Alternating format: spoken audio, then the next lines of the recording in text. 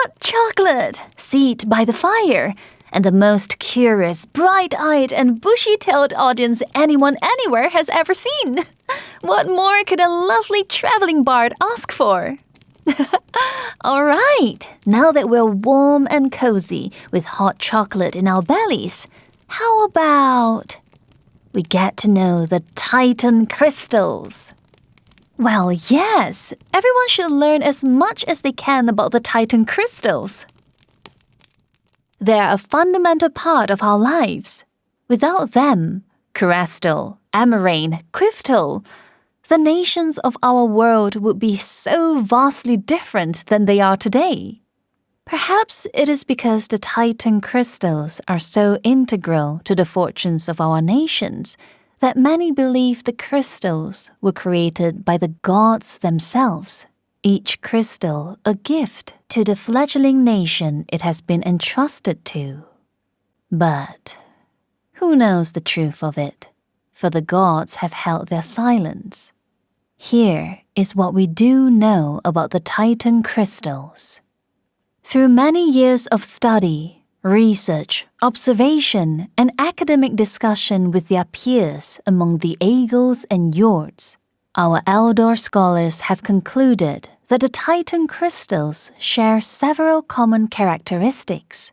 They are immune to all forms of damage, whether physical or magical. No force we know of can even scratch the crystals. For the tinier crystals that grow from the body of the Titan crystals, it's a different story. Those crystals can be harvested and refined into crystal fragments that can be used for many different purposes. Now, as you already know, the Titan crystals are the source of all magic on Prism. But how each crystal confers its magic, its power, to the people of its nation, well, that's unique to each crystal. Now that we've set the stage for the crystals, it's time to take a closer look at what makes each one special. The Crystal of Lucidity. Discovered by the first generation of Agals, the very first Agals to arrive on the shores of our world. One of their most intrepid explorers, Doran the Navigator, was exploring the caverns deep within Mount Verstand, the tallest mountain they had come across, when he came upon a huge crystal whose tip almost grazed the cavern's ceiling. It was like nothing the Agals had come across during their explorations of their new homeland, and so they did what comes naturally to them. They studied it.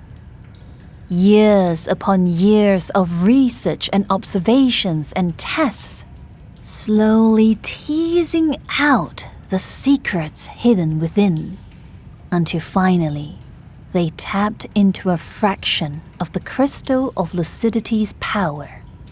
What they found was knowledge. New spheres of knowledge to help light the Agals' way forward, to guide them on their journey in the present. Along with the knowledge came wisdom, the sagacity to use that knowledge to understand their place in the world. The crystal also bestowed upon them the faintest touch of foresight, with which they could peer into the many swirling possibilities of futures yet to unfold. The combination of these gifts led the Agals to the discovery of rich ore and mineral veins within Mount Verstand. The Agals proceeded to set up what would eventually be declared as our world's first known mining operation to extract the mountain's bountiful riches. Wielding the mountain's gifts and the crystal's revelations spurred the Agals on to greater heights of progress. A life of sweat and toil gave way to one where many could now choose to engage in more peaceful and creative pursuits or seek perfection in a chosen trade or talent. Those blessed with a keen mind and who sought even greater heights of knowledge could join the ranks of those who made it their life's work to study the crystal of lucidity. As they continued to advance on the path of progress, the eagles started noticing something strange. A small number of eagles were starting to manifest what could only be described as magical abilities. Those who studied the crystal of lucidity concurred that the crystal was the source of those magical abilities. The crystal of lucidity had bestowed upon them wind magic and the power of swift movement. A rare few gained the ability to cast spatial magic. It is this same spatial magic that was later used to create the Pathfinder stones, special magical structures that served as gateways, enabling the eagles to travel between gates across vast distances in the blink of an eye. Alas, the eagles destroyed the Pathfinder stones right before the start of the Great War to deny the Kerastian army swift access routes into eagle territory. Perhaps we will see their return one day. But for now, the eagles continue their endless quest to unlock the secrets of the crystal of lucidity. Where the mines once burrowed deep within Mount Verstand, now stands Regel City, capital of the Eagle Nation.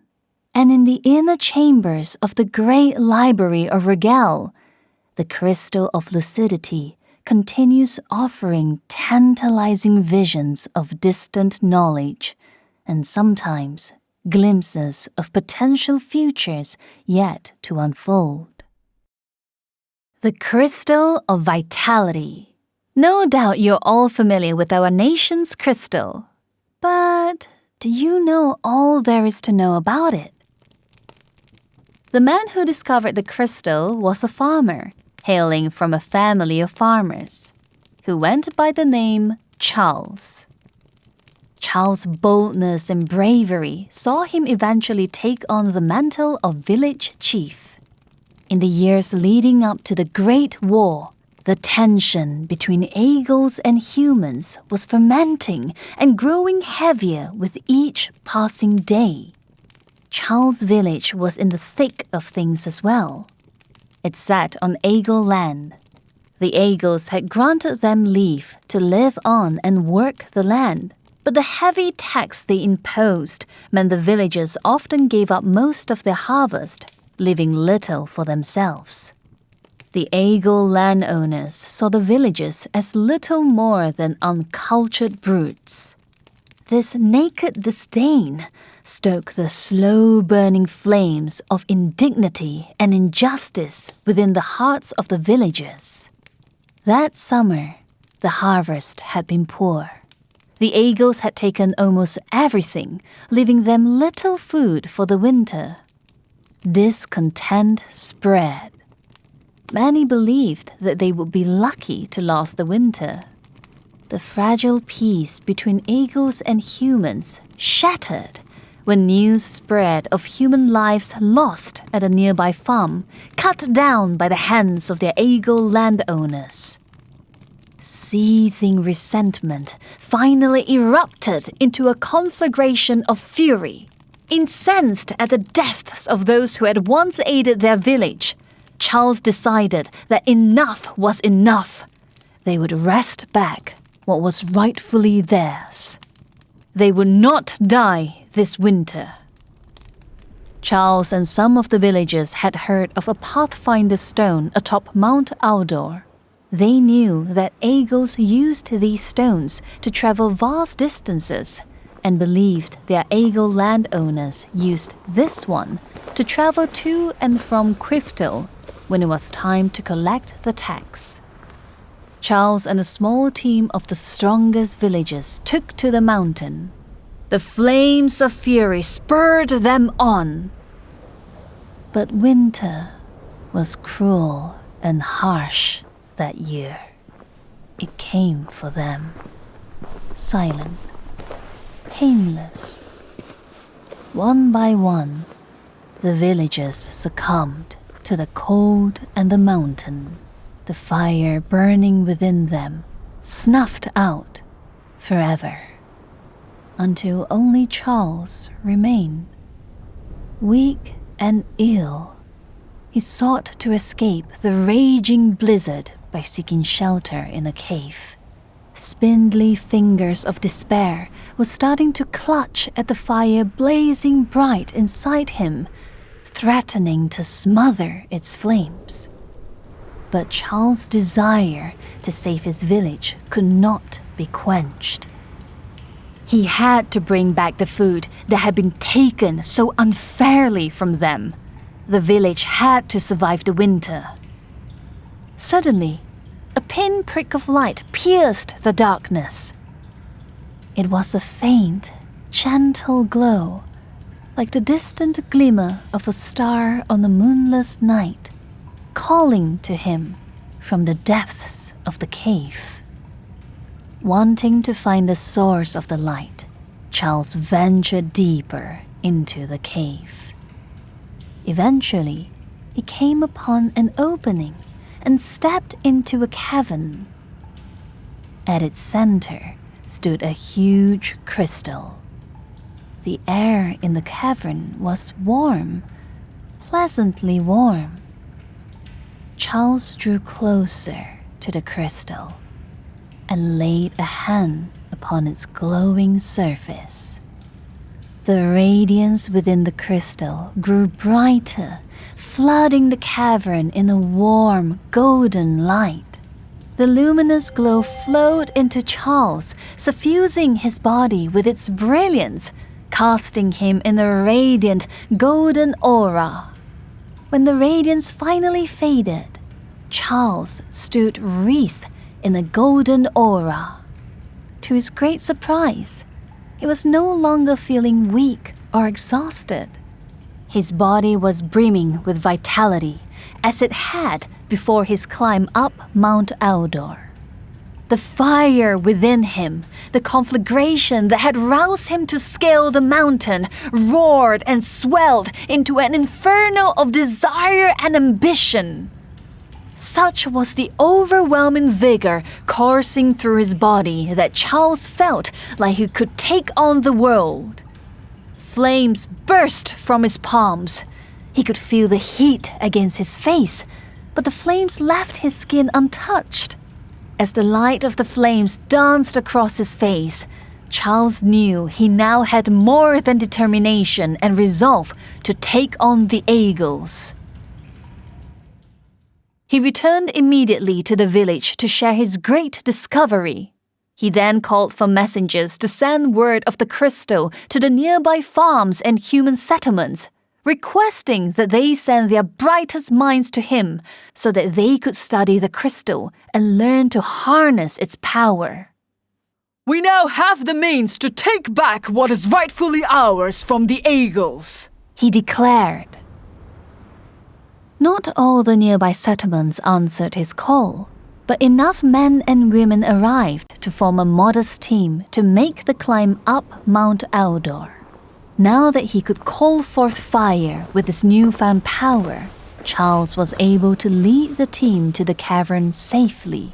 This time, no one died. They spent weeks studying the crystal of vitality. It was a puzzle to them, for no one had encountered anything like it before. Their breakthrough came, not through years of rigorous study and research, but through intuitive leaps that surprised even themselves. Tapping into a fraction of the crystal's power, Charles and his team found themselves touched by the power of life. Vitality coursed through their veins, pulsing with every heartbeat. It made them more resilient to illness and disease and enhanced their fertility. The crystal also bestowed intuition. Fleeting flashes of insight would come to them, laying bare truths and complex problems alike. With intuition came the gift of versatility. the ability to learn and master new skills with astonishing speed and crystalline clarity.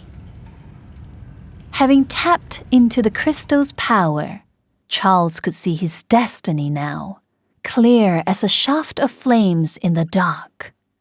With his newfound powers and ambition, he united the scattered human settlements under one banner, one kingdom. He declared himself Charles Bion, first king of the kingdom of Crystal. By the time Charles claimed his crown, tensions between Eagles and humans had erupted into full-blown skirmishes and raids. Charles saw before him the opportunity to expand the kingdom of Crystal. He might have hesitated, but the Crystal of Vitality had just bestowed a new gift upon the fledgling kingdom. And with it, new possibilities. A small number of Crystal citizens were beginning to manifest magical abilities similar to Charles. The Crystal of Vitality had granted them fire magic and the power to light up the darkness. Though fewer in number, some could wield healing magic. His powers alone were formidable, but with other fire magic users at his command, Charles was confident Crystal could seize the western lands from the Eagles. The Eagle forces might be better trained, better equipped, but he had sheer destructive power on his side. And so Charles Bion, first king of the kingdom of Crystal, set in motion the chain of events that would ignite the Great War. But those events are a story for another time. Today, the Crystal of Vitality stands in its cavern still on Mount Aldor, but now encircled by Aldor City, a heavily fortified city of research carved into the mountain's snowy slopes. Against the chilly and snowy backdrop, the Aldor scholars work tirelessly to coax more fiery secrets from the Crystal of Vitality, using the knowledge they've gleaned thus far in the most exciting and creative of ways. The Crystal of Tenacity, located in the harsh and arid desert lands of Helix, home to the strong and hardy Yords. Neither our ancestors nor the Eagles ventured into Helix, for both deemed it a wasteland unfit for life. But the Yords' ancestors must have thought differently. Or, perhaps I should have said, they were built differently. Brutal temperature swings, scarce water, relentless exposure to the elements. Such extremes would have broken Eagles and humans alike. But the Yords took it all in stride. Perhaps it was only fitting, then, that the Yords discovered the Crystal of Tenacity. To the Yords, the crystal's location at the peak of the mountain, standing tall and unyielding in a pool of molten lava, was a sign that it was a thing of great power. Their finding it was an omen. But their early attempts to harness the crystal's power were unsuccessful. They used the smaller crystals growing from the crystal as divining rods, hoping the crystal's power would lead them to food, fresh water, and ore. It did not. They meditated amidst the crystals, hoping that the crystal's power would provide them with visions of the future. It did not. They placed the smaller crystals on storm-lashed peaks, hoping that lightning would unlock the Crystal of Tenacity's power. It did not. The Yords also fashioned the smaller crystals into blades and weapons, not so much to defend against the desert's dangerous creatures, but to fend off the frequent Novan raids. The Novans were once part of our ancestors' fleet. After emerging from the Halcyon into Prism, the fleet made landfall at the chain of islands we now call the Novan Isles. But while our ancestors moved on in search of more fertile lands, eventually discovering the spine, the Novans remain. From that point, our paths diverged. Raiding was something the Novans took to quickly. Though physically stronger and more numerous, the Yords barely kept the Novans at bay. The smaller crystals were not much more durable than rocks, shattering too easily. Their makeshift weapons could not penetrate the Novans' armor. More lives would be lost to the Novans' steel weapons. The Crystal of Tenacity's secrets could wait. What the Yords needed now was steel of their own. Plans to harness the crystal's power were put on hold. Instead, they scoured the desert for ore. They found little. But they found something else instead. A steel structure, buried beneath rocks and earth and debris. Ancient by the looks of it, but clearly built by those who had possessed technology far more advanced than anything the Yords could have imagined. In the presence of the smaller crystals, lights flickered, and the structure awakened, shuddering violently as it roared to life. The structure heaved itself free of the darkness, pushing through rock, through earth, through sand, emerging to bask at last under Helix's pitiless sun. In their hunt for ore, the Yords had uncovered a relic from a civilization lost to time. It was a city, a walking city. It was theirs to claim, and claim it they did. They named it Devloka, the walking city of Devloka. It would prove to be their haven and their salvation. The Yords soon worked out that the smaller crystals harvested from the Crystal of Tenacity were what powered the Devloka. It wasn't long before they figured out how to control the Devloka's movement across the sands. They had a home now, a shelter that protected them from the elements. There were other chambers within the Devloka that came alive in the presence of the crystals. Ancient tools awoke, granting the Yords their first true means to study the crystals. As for the Crystal of Tenacity, they had no means to move it into the Devloka. Nor did they wish to, for they considered its place atop Mount Mesokuras to be integral to its power. But now, armed with their newfound tools and sheltered within the Devloka's thick walls, the Yords' brightest minds could finally throw the full weight of their focus toward harnessing the crystal's power. It wasn't long before their efforts unlocked a fraction of the crystal's secrets. Within the Crystal of Tenacity, they found endurance, the stamina to beat back the tides of fatigue and soldier on, undaunted and unbowed. They also received the gift of resilience, adding to their already impressive physical might.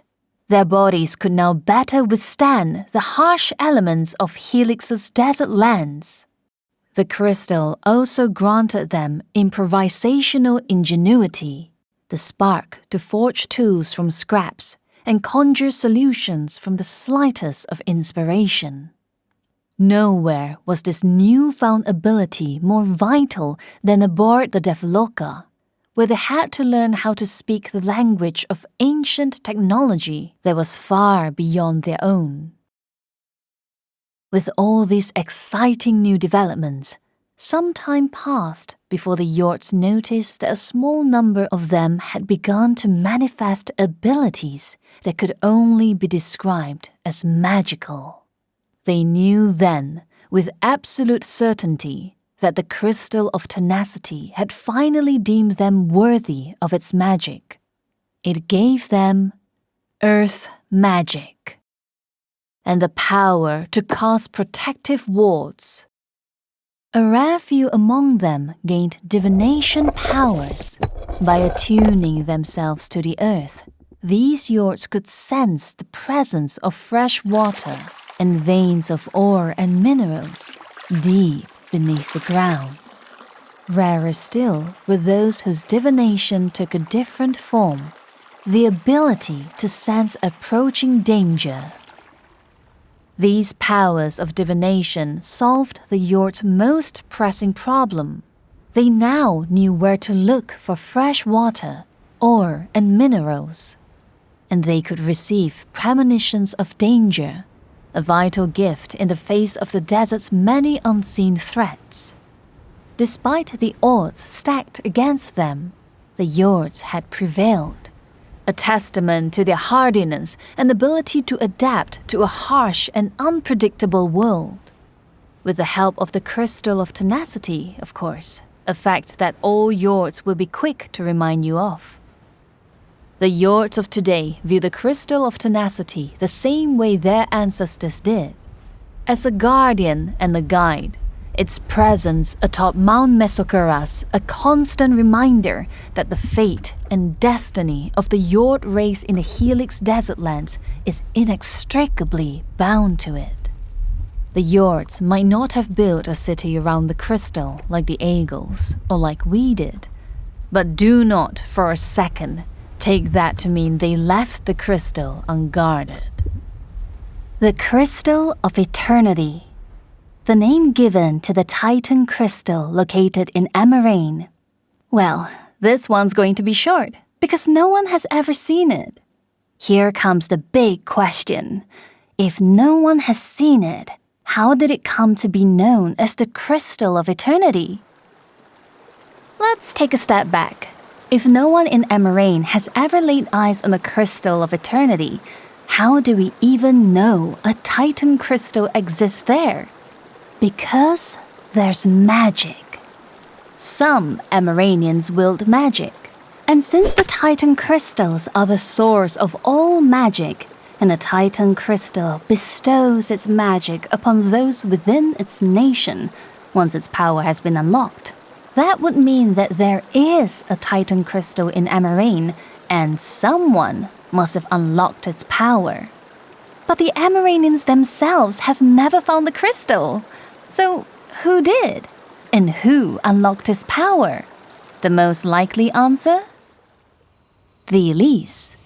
The small, childlike winged folk who live in the floating city of light high above Amarane. Remember how I said before that the Elise call out to a mother as they flee to the skies? What if that mother was not a person, but a Titan crystal instead? The Titan crystal of Amarane.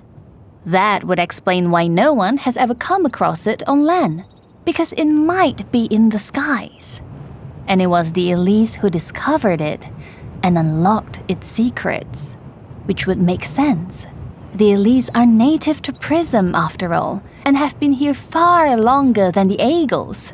Once they tapped into its power, the crystal's magic spread across the land, which explains why some Amaranians living below are able to wield magic.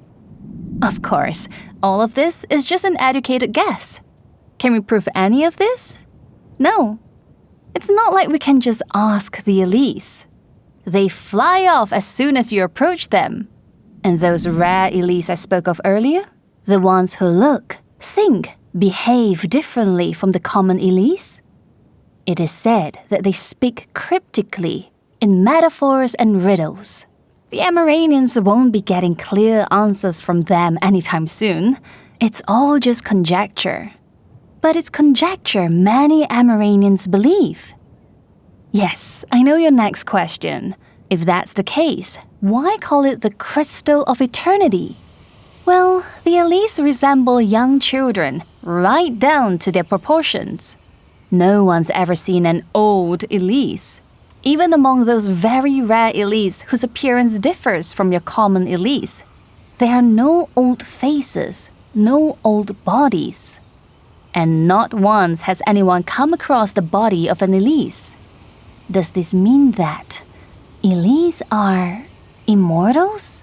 That they do not age beyond a certain point? That they cannot die? If they were the ones who unlocked the power of the Titan crystal of Amarane, did the crystal bestow immortality upon them? To exist and not know death for an eternity? Meanwhile, Amaranians, being humans just like us, still age and die. So perhaps the Elise received both the gift of immortality and the crystal's magic when they unlocked its secrets. But only the magic trickled down to the Amaranians. For us Curastians and the Aegils and Yords, we were the ones who unlocked the secrets of our crystals, so we received both their gifts and their magic. But in Amarane's case, only the Elise received both. And it is because of this perceived immortality, this eternity the Elise are said to enjoy, that the crystal came to be known as the Crystal of Eternity. Do we know the truth of any of this? No, it's all conjecture. It's all speculation. The only ones who might know for sure are the Elise. But they remain silent. The Crystal of Serenity. Located in Faewyn, home to the enigmatic Noxys. Now, Noxys may be a little more forthcoming about their crystal than the Elise, but the vast majority of them have only been in its presence once in their entire lives. Or so my Noxy friend in Pompon tells me. She speaks of a wondrous temple, one of marvelous beauty, dedicated to the goddess Sharaha. Somewhere beneath the temple is a passageway which leads to a magnificent grove. And in this grove, Noxys are brought into the world. Only the high priestesses are allowed to enter and tend to the grove. For all other Noxys, the time before they enter the world is the only time they'll ever spend in this majestic and magical place. But every now and then, a memory returns. A glimpse of the grove through a dream, or a fleeting vision rising unbidden, of the grove in all its majesty, and the Crystal of Serenity watching over everything. From what I can gather, the Noxys don't study their Titan crystal the same way we non-natives do. For them, it is enough to know that the goddess Sharaha created Faewyn and everything in it with the Crystal of Serenity. For within Faewyn's Titan crystal lies the power of creation.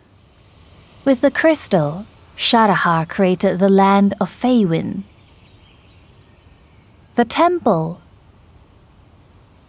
the grove.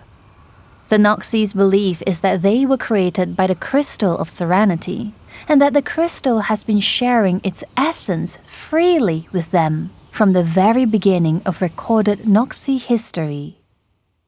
Perhaps this explains why all Noxys have the innate magical ability to cast an illusion over themselves that makes them look like anyone they want to.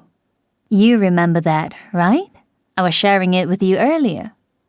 All Noxys can cast this illusion, what they call a glamour, over themselves, in varying levels of skill.